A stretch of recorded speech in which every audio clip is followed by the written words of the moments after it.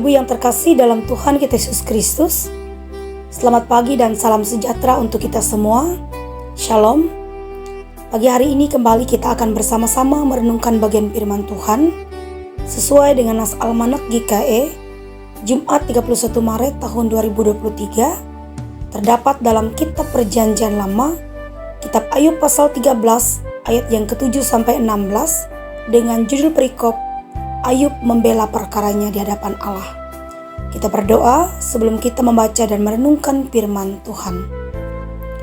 Bapa dalam Yesus Kristus, kami mengucap syukur pada pagi hari ini atas waktu dan kesempatan yang Tuhan beri dalam kehidupan kami, sehingga kami dapat dibangunkan dengan kehidupan yang baru.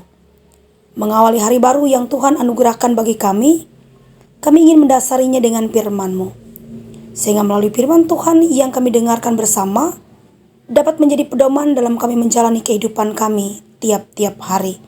Dalam Kristus Yesus kami berdoa. Amin. Firman Tuhan akan saya bacakan demikian bunyinya dengan judul perikop Ayub membela perkaranya di hadapan Allah. Sudikah kamu berbohong untuk Allah? Sudikah kamu mengucapkan dusta untuk Dia? Apakah kamu mau memihak Allah, berbantah untuk membela Dia? Apakah baik kalau Ia memeriksa kamu? Dapatkah kamu menipu Dia seperti menipu manusia? Kamu akan dihukumnya dengan keras jikalau kamu diam-diam memihak. Apakah kebesarannya tidak akan mengejutkan kamu dan ketakutan kepadanya menimpa kamu? Dalil-dalilmu adalah amsal debu dan perisaimu perisai tanah liat. Diam, aku hendak bicara. Apapun yang akan terjadi atas diriku, dagingku akan kuambil dengan gigiku, dan nyawaku akan kutatang dalam genggamku. Lihatlah, ia hendak membunuh aku. Tak ada harapan bagiku, namun aku hendak membela perilakuku di hadapannya. Itulah yang menyelamatkan aku, tetapi orang fasik tidak akan menghadap kepadanya. Amin untuk firman Tuhan.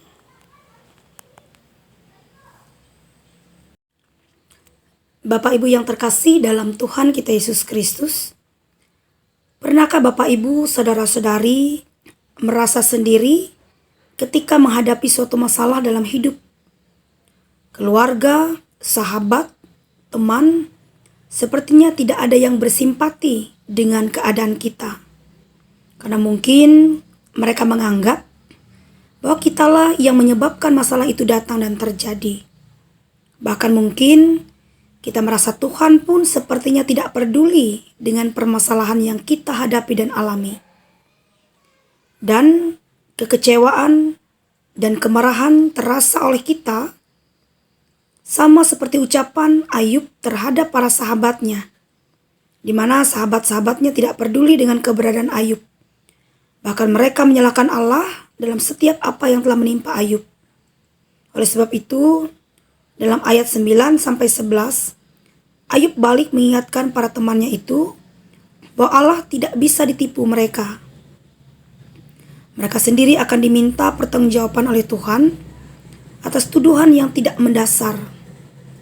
Dan sesudah menegur keras sahabat-sahabatnya, Ayub menantang mereka untuk berhenti berbicara, lalu mendengarkan pembelaan yang Ayub buat sendiri di hadapan Allah.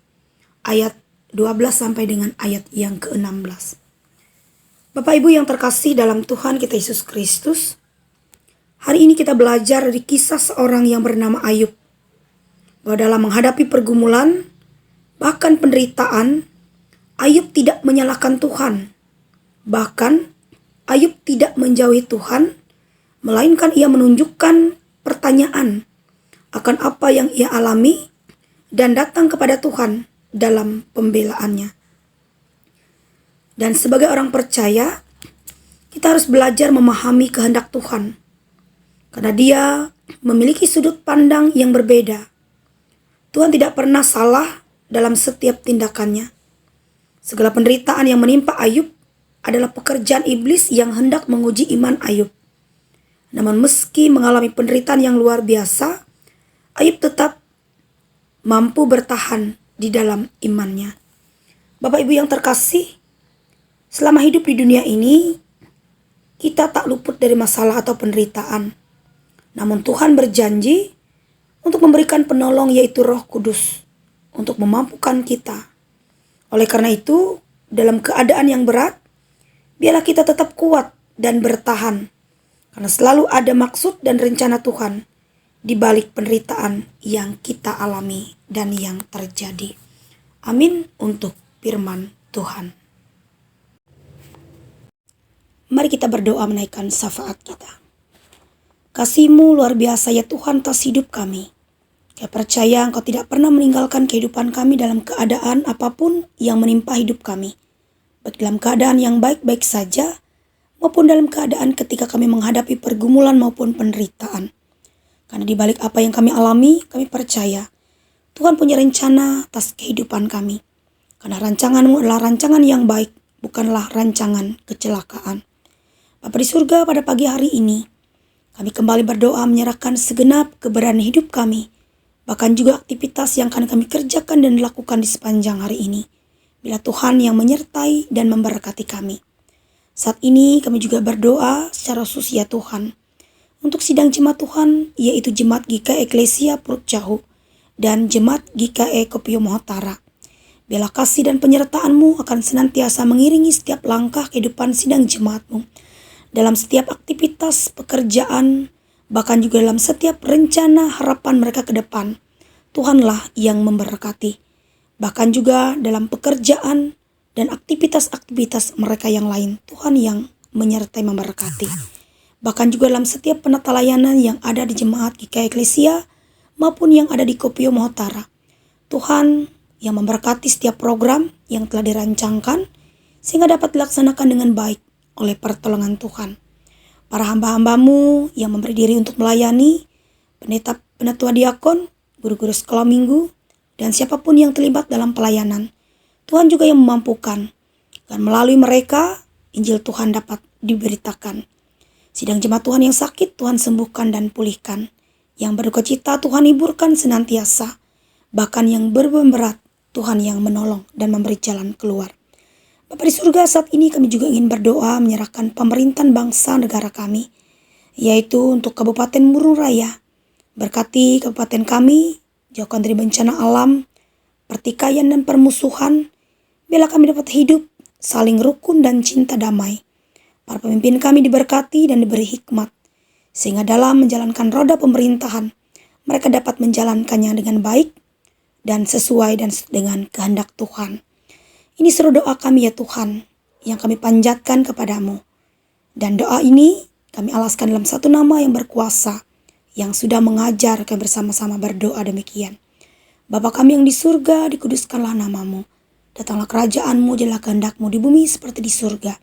Berikanlah kami pada hari ini makanan kami yang secukupnya.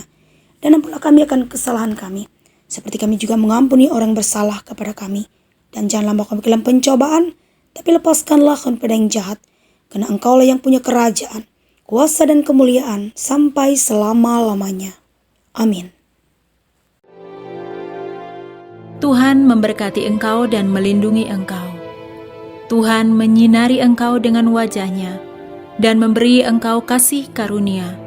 Tuhan menghadapkan wajah-Nya kepadamu dan memberi engkau damai sejahtera. Amin.